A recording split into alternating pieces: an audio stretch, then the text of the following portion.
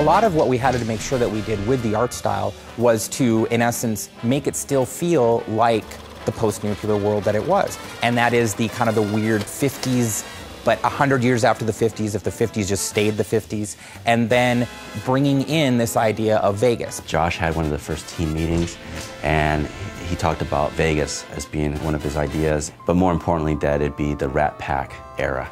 And when he said that, then I was just joyous, because it's just great aesthetics at that time. When we started the game, there were a few things aesthetically that we knew we wanted to do. We wanted to make sure that the architectural style of homes and as well as the casinos either reflected 50s style from the Vegas era, or it reflected an even earlier time, more like the settlers of the West.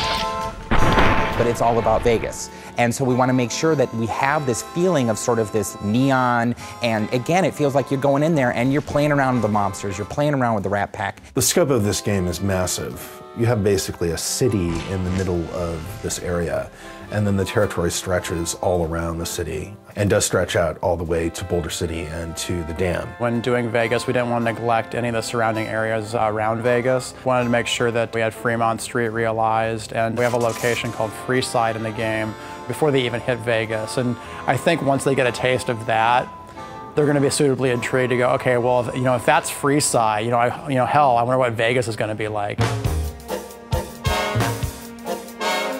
The Vegas that we were representing was really classic Vegas. This is something that dovetails nicely with the general aesthetic of the Fallout series as a whole. Everything to do with the Strip is a big artistic playground. One of the strengths we saw about being able to use Vegas as a location is because all those casinos have their own individual themes. It's like a big amusement park the size of a city.